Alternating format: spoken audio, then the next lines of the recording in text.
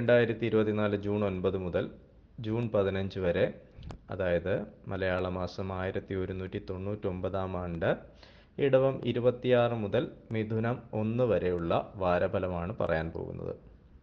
കഴിഞ്ഞ ആഴ്ചത്തെ വാരഫലത്തിൽ ഹരികൃഷ്ണൻ എന്നൊരു സുഹൃത്തിൻ്റെ ഒരു കമൻ്റ് ഉണ്ടായിരുന്നു.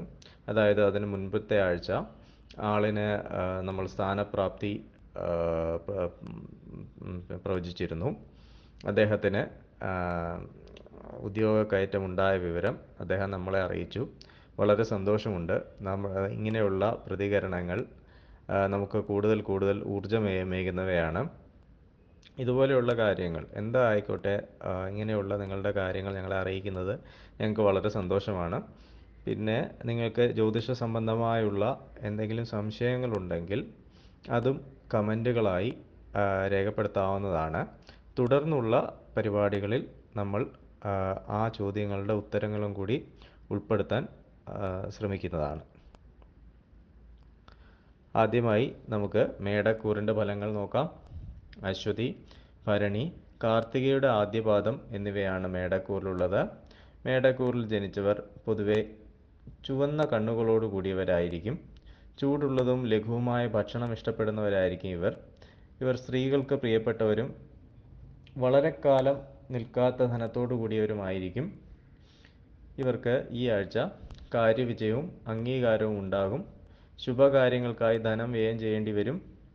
വാക്കുകളിൽ പാരുഷ്യം കലരാതിരിക്കാൻ പ്രത്യേകം ശ്രദ്ധിക്കുക. സുഖാനുഭവങ്ങൾ വർദ്ധിക്കും. സഞ്ചാര തടസ്സം ഉണ്ടാകും. സ്ത്രീസംഘം, കീർത്തിവർദ്ധനവ് എന്നിവയ്ക്ക് യോഗം കാണുന്നു. ശത്രുക്കളുമായി രമ്യതയിലെത്തും. ശുഭഫലങ്ങൾ വർദ്ധിക്കുവാൻ സുബ്രഹ്മണ്യ പ്രീതി വരുത്തുക. അടുത്തത് ഇടവക്കൂറിൻ്റെ ഫലങ്ങളാണ്.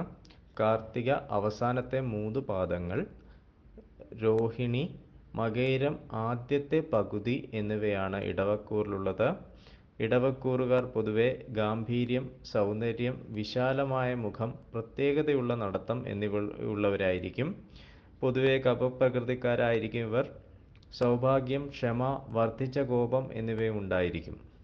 ഇവർക്ക് ഈ ആഴ്ച ഭാര്യയ്ക്ക് വേണ്ടി ധനം വ്യയം ചെയ്യേണ്ടതായി വരും. ദേഹസുഖം കുറയും. സഹോദരന്മാരുമായി കലഹത്തിന് സാധ്യതയുണ്ട്. കർമ്മരംഗത്ത് ഉറച്ച നിലപാടുകൾ സ്വീകരിക്കും. ശത്രുശല്യം കുറയും. വസ്ത്രാഭരണ ലാഭത്തിനുള്ള സാധ്യതയുണ്ട്. ദാമ്പത്യ സൗഖ്യം പ്രതീക്ഷിക്കാം. ദോഷഫലങ്ങൾ കുറയുന്നതിനായി ശിവപ്രീതിയും വിഷ്ണുപ്രീതിയും വരുത്തുക. അടുത്തതായി മിഥുനക്കൂറിൻ്റെ ഫലങ്ങളാണ്. മകയിരം അവസാനത്തെ പകുതി, തിരുവാതിര, പുണർദം മുക്കാൽ എന്നിവയാണ് മിഥുനക്കൂറിലുള്ളത്. മിഥുനക്കൂറിൽ ജനിച്ചവർ പൊതുവെ ബുദ്ധിസാമർഥ്യം, ശരീരസൗന്ദര്യം, ഇമ്പമുള്ള സംസാരം, സഹൃദയത്വം എന്നിവയുള്ളവരായിരിക്കും. ഇവർക്ക് ഈ ആഴ്ച ധനലാഭം, ആരോഗ്യം, ഭൂമിയുടെ വർധനവ്, അധികാരസ്ഥാനപ്രാപ്തി എന്നിവയ്ക്കുള്ള യോഗം കാണുന്നു. പ്രയോജനമില്ലാത്ത കാര്യങ്ങളിൽ താൽപ്പര്യം തോന്നും. രോഗബാധിതർക്ക് രോഗം വർദ്ധിച്ചേക്കാം.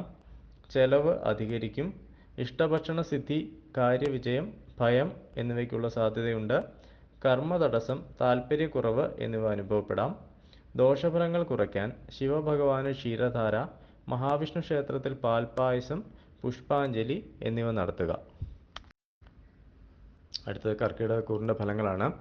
പുണർദം അവസാനത്തെ പാദം, പൂയം, ആയില്യം എന്നിവയാണ് കർക്കിടകക്കൂറിലുള്ളത്. കർക്കിടകക്കൂറിൽ ജനിച്ചവർ അല്പം ചരിഞ്ഞ് വേഗത്തിൽ നടക്കുന്നവരായിരിക്കും. സ്ത്രീകൾക്ക് അധീനരാകാൻ സാധ്യതയുണ്ട്. ജ്യോതിശാസ്ത്രത്തെ അറിയുന്നവരായിരിക്കും. ഈ ആഴ്ച തുടക്കത്തിൽ ഇവർക്ക് കാര്യതടസ്സത്തിനും അമിത ചെലവിനും സാധ്യതയുണ്ട്. പിന്നീട് സുഖാനുഭവ യോഗവും കാര്യസാധ്യവും ഉണ്ടാകും. കർമ്മപുഷ്ടി ഉണ്ടായിരിക്കും. ജോലിഭാരം വർദ്ധിക്കും. അനാവശ്യമായ കാര്യങ്ങളിൽ നിന്ന് ഒഴിഞ്ഞു നിൽക്കുക. ഭാര്യാപുത്രസുഖം, മനസ്സന്തോഷം എന്നിവയുണ്ടാകും. അഷ്ടമശനി കാലമാകയാൽ എല്ലാ കാര്യങ്ങളിലും തടസ്സവും കാലതാമസവും ഉണ്ടായേക്കാം. പരിഹാരമായി ശാസ്താക്ഷേത്ര ദർശനം നടത്തി യഥാശക്തി വഴിപാടുകൾ നടത്തുക. അടുത്തത് ചിങ്ങക്കൂറിൻ്റെ ഫലങ്ങളാണ്. മകം, പൂരം, ഉത്രം ആദ്യപാദം എന്നിവയാണ് ചിങ്ങക്കൂറിലുള്ളത്. ചിങ്ങക്കൂറിൽ ജനിച്ചവർ ശൂരന്മാരും ക്ഷമ കുറഞ്ഞവരും മാംസം, പർവ്വതം, വനം എന്നിവയിൽ പ്രീതിയുള്ളവരുമായിരിക്കും. ഇവർക്ക് ഈ ആഴ്ച സഹോദരഗുണം കുറയും. ആഴ്ച ആദ്യം സന്തോഷാനുഭവങ്ങൾ ഉണ്ടാകും. ബന്ധുക്കളെ കണ്ടുമുട്ടും. മാനഹാനിക്കുള്ള യോഗമുണ്ട്, അതിനാൽ കരുതി പെരുമാറുക. രോഗചിന്ത മനസ്സിനെ അലട്ടും. ഭാഗ്യപുഷ്ടി ഉണ്ടാവും. ധാതുക്ഷയം മൂലം ശരീരസുഖം കുറയും. കർമ്മരംഗത്ത് ഉന്നത സ്ഥാനം അലങ്കരിക്കാനുള്ള യോഗം കാണുന്നു.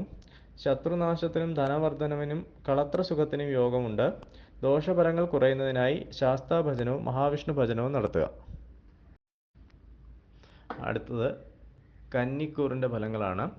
ഉത്രം മുക്കാൽ, അത്തം, ചിത്തിര ആദ്യത്തെ പകുതി എന്നിവയാണ് കന്നിക്കൂറിലുള്ളത്. കന്നിക്കൂറിൽ ജനിച്ചവർ ലജ്ജാലുക്കളും സുഖിയും നൃത്തഗീതാദികളിൽ താല്പര്യമുള്ളവരുമായിരിക്കും. മധുരമായ വാക്കുകൾ പറയുന്നവരായിരിക്കും ഈ കൂട്ടർ. ഇവർക്ക് ഈ ആഴ്ച ധനസമൃദ്ധി, അഭീഷ്ടസിദ്ധി, മൃഷ്ടാന്നലാഭം, ശയനസുഖം എന്നിവയ്ക്ക് യോഗമുണ്ട്. ശത്രുശല്യം ഒഴിയും. കാര്യവിജയമുണ്ടാകും. ദാമ്പത്യ സൗഖ്യം കുറയും. ജ്വരം, സംബന്ധമായ അസുഖങ്ങൾ എന്നിവയ്ക്ക് സാധ്യതയുണ്ട്.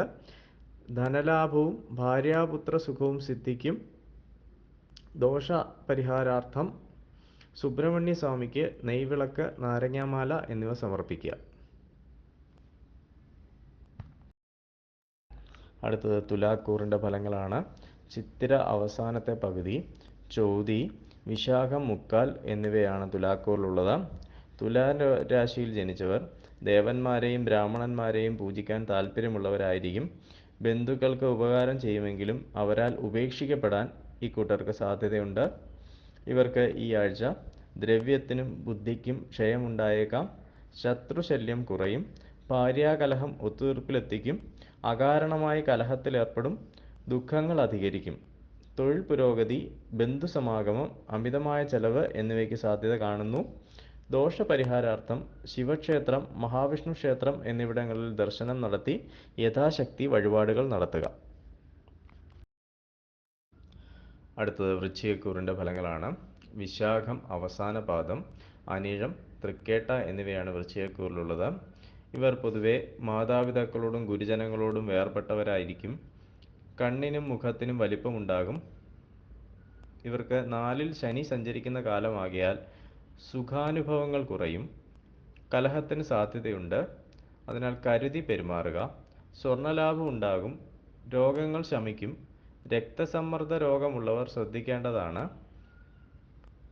സ്വജനവിരോധവും സ്ത്രീ സൗഖ്യവും പുത്രലാഭവും ഉണ്ടാകും. വാഹനം, അഗ്നി എന്നിവ സൂക്ഷിച്ച് കൈകാര്യം ചെയ്യുക. സർക്കാർ ഗുണാനുഭവങ്ങൾ, ബന്ധുസമാഗം എന്നിവയ്ക്കുള്ള യോഗമുണ്ട്. ദോഷഫലങ്ങൾ കുറയ്ക്കാൻ ധർമ്മശാസ്ത്ര ക്ഷേത്രത്തിൽ ദർശനം നടത്തി യഥാശക്തി വഴിപാടുകൾ നടത്തുക. അടുത്തത് ധനുക്കൂറിൻ്റെ ഫലങ്ങളാണ്.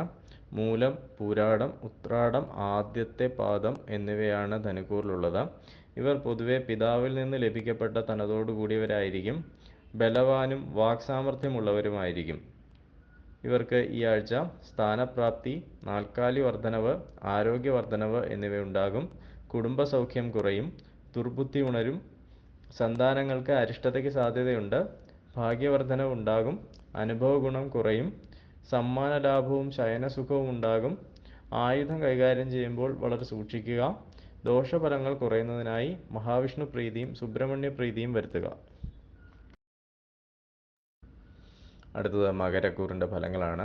ഉത്രാടം മുക്കാൽ, തിരുവോണം, അവിട്ടം ആദ്യത്തെ പകുതി എന്നിവയാണ് മകരക്കൂറിലുള്ളത്. മകരക്കൂറിൽ ജനിച്ചവർ പൊതുവെ ഭാര്യാപുത്രാദികളെ ലാളിക്കുന്നവരും മനോഹരമായ കണ്ണുകളോട് കൂടിയവരുമായിരിക്കും. ചിലർ പിശുക്കന്മാരായി കാണപ്പെടാറുണ്ട്. ഈ ആഴ്ച വിദ്യാർത്ഥികൾക്ക് വിദ്യാലാഭം കാണുന്നു. കഠിന പരിശ്രമം വേണ്ടിവരും. സംസാരത്തിൽ സൂക്ഷ്മത പുലർത്തണം. കുടുംബസമാധാനം നിലനിർത്താൻ പ്രത്യേകം ശ്രദ്ധിക്കണം. വിവാഹാർത്ഥികൾക്ക് വിവാഹം നടക്കാൻ സാധ്യതയുണ്ട്. സന്താന ഗുണം പ്രതീക്ഷിക്കാം. ഗൃഹവാഹനാദികൾ സമ്പാദിക്കുന്നതിനെക്കുറിച്ച് ഗൗരവമായി ആലോചിക്കും. ദോഷഫലങ്ങൾ കുറയ്ക്കാനും ഗുണഫലങ്ങൾ വർദ്ധിക്കുന്നതിനുമായി ശാസ്താപ്രീതിയും ദേവീപ്രീതിയും വരുത്തുക. അടുത്തത് കുംഭക്കൂറിൻ്റെ ഫലങ്ങളാണ്. അവിട്ടം അവസാനത്തെ പകുതി, ചതയം, പൂരിട്ടാതി മുക്കാൽ എന്നിവയാണ് കുംഭക്കൂറിലുള്ളത്. കുംഭക്കൂറിൽ ജനിച്ചവർ ദീർഘശരീരമുള്ളവരായിരിക്കും. വൃത്തിക്ഷയങ്ങളുള്ളവരാണ്. യാത്ര ഇഷ്ടപ്പെടുന്നവരായിരിക്കും. ഇവർക്ക് ഈ ആഴ്ച കാര്യവിജയം, ധനവരവ്, ശത്രുനാശം, സ്വർണ്ണാഭരണ ലാഭം, സന്തോഷം എന്നിവയുണ്ടാകും. ബന്ധുസമാഗമവും പലവിധ സുഖാനുഭവങ്ങളും യാത്രാഗുണങ്ങളും പ്രതീക്ഷിക്കാം. വാഹനങ്ങൾ സൂക്ഷിച്ച് കൈകാര്യം ചെയ്യണം. ജന്മശനിക്കാലമായതിനാൽ പൊതുവെ എല്ലാ കാര്യങ്ങളിലും തടസ്സവും ബുദ്ധിമുട്ടും ഭാഗ്യക്കുറവും അനുഭവപ്പെട്ടേക്കാം. ദോഷപരിഹാരാർത്ഥം പ്രധാനപ്പെട്ട ധർമ്മശാസ്താ ക്ഷേത്രങ്ങളിലും മഹാവിഷ്ണു ക്ഷേത്രത്തിലും ദർശനം നടത്തി പ്രാർത്ഥിക്കുക. അടുത്തത് മീനക്കൂറിൻ്റെ ഫലങ്ങളാണ്. പൂരിട്ടാതി അവസാനത്തെ പാദം, ഉത്രട്ടാതി, രേവതി എന്നിവയാണ് മീനക്കൂറിലുള്ളത്. മീനക്കൂറിൽ ജനിച്ചവർ പൊതുവെ സമവും മനോഹരവുമായ ശരീരമുള്ളവരായിരിക്കും. ധനാനുഭവമുള്ളവരും വിദ്വാനും ശത്രുക്കളെ ജയിക്കുന്നവരുമാകും. ഇവർക്ക് ഈ ആഴ്ച സ്ഥാനപ്രാപ്തി, ധനവർദ്ധനവ്, ആരോഗ്യപുഷ്ടി, സന്തോഷാനുഭവങ്ങൾ എന്നിവയ്ക്ക് സാധ്യതയുണ്ട്. വാക്തർക്കങ്ങളിൽ നിന്ന് ഒഴിഞ്ഞു നിൽക്കേണ്ടതാണ്. ഉദ്യോഗസ്ഥർക്ക് സ്ഥലം മാറ്റത്തിനോ ചുമതലകളിൽ മാറ്റം വരാനോ സാധ്യതയുണ്ട്. ദോഷപരിഹാരാർത്ഥം ശാസ്താഭജനവും മഹാവിഷ്ണു ഭജനവും നടത്തുക. പ്രിയപ്പെട്ടവരെ, നിങ്ങളുടെ പ്രോത്സാഹനമാണ് ഞങ്ങൾക്ക് ഏറ്റവും വലിയ പ്രചോദനം. കൂടുതൽ പരിപാടികൾ ചെയ്യാനും അത് നിങ്ങളിലേക്ക് എത്തിക്കാനും ഞങ്ങൾ സദാ ശ്രമിക്കാറുണ്ട്. പക്ഷേ കൂടുതൽ ആൾക്കാർ ഇത് കണ്ടാൽ മാത്രമേ നമുക്ക് നമ്മുടെ ഈ ഉദ്ദേശ ലക്ഷ്യം പൂർത്തിയാവുകയുള്ളൂ. അതിനാൽ എല്ലാ സുഹൃത്തുക്കളും മാക്സിമം ഈ നമ്മുടെ വീഡിയോകൾ ഷെയർ ചെയ്യാൻ ശ്രദ്ധിക്കേണ്ടതാണ്.